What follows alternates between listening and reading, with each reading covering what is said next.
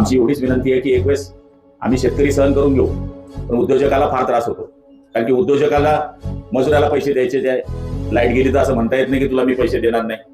तो लॉस होतो, त्याच्या प्रोडक्शनवर लॉस होतो. आणि दुसरा नवीन येणारा उद्योग काय म्हणतो की जाऊ द्या, साला इथं लाईटच मिळत नाही तर कशाला उद्योग टाकायचा. आमची हात जोडून विनंती, एक वेळेस थोडासा शेतकऱ्यांना थोडा त्रास झाला तर आम्ही सहन करू, पण आमच्या उद्योजकांना त्रास होऊ देऊ नका, एवढीच आमची हात जोडून विनंती आहे. हे आहेत आपल्या महाराष्ट्राच्या जळगावचे गुलाबराव पाटील. यांच्याकडे कॅबिनेट मंत्रीपद आहे, पाणी पुरवठा आणि स्वच्छताचे मंत्रीपद यांच्याकडे. हे म्हणतायत एक वेळेस शेतकऱ्यांना त्रास झाला तर चालेल, पण आमच्या उद्योजकांना त्रास नाही झाला पाहिजे.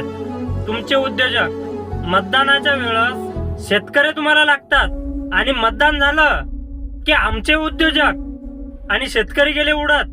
वा गुलाबराव पाटील, असेच मंत्री आम्हाला मिळावं अशीच अपेक्षा आम्ही करतो. उद्योजकांना झालेला त्रास तुम्हाला दिसतो, पण आपल्या शेतकऱ्याला नेहमी होणारा त्रास हा तुम्हाला कधी दिसणार नाहीत. मतदानाच्या वेळेस यायचं, 4 भाषणं ठोकायचे आणि शेतकऱ्यांचं मतदान घ्यायचं आणि काही दिवसांनी परत शेतकऱ्यांवर वरतंगडी करायची. यालाच म्हणतात खरे मंत्री. उद्योजकांचा लॉस तुम्हाला दिसतोय, पण तुमच्या डोक्यात हा विचार नाही आला का उद्योजक नेहमी त्यांचा प्रॉफिट काढून मगच त्यांचा माल विकतात, पण शेतकऱ्यांचं तसं नाहीये. शेतकऱ्यांना तुम्ही लोक जेव्हा भाव ठरवतात त्याच भावामध्ये विकावं लागतं. हा शेतकऱ्यांना झालेला त्रास तुम्हाला दिसणार नाही. शेतकऱ्यांना हमी भाव मिळत नाही तेव्हा झालेला त्रास तुम्हाला दिसणार नाही, पण उद्योजकांचा तुम्हाला लॉस झालेला त्रास हा तुमच्या डोक्यात फिरतोय. शेतकऱ्यांना झालेला त्रास तुम्ही काय सहन करतायत?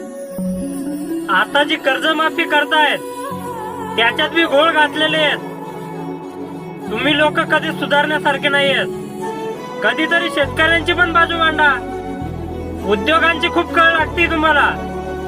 एक वेळ शेतकऱ्यांना त्रास झाला तरी चालेल, पण आमच्या उद्योजकांना त्रास नाही झाला पाहिजे. वा गुलाबराव पाटील, वा. मानावं लागेल तुम्हाला. निवडून यायचं शेतकऱ्यांच्या जीवावर, उड्या मारायच्या उद्योजकांच्या जीवावर.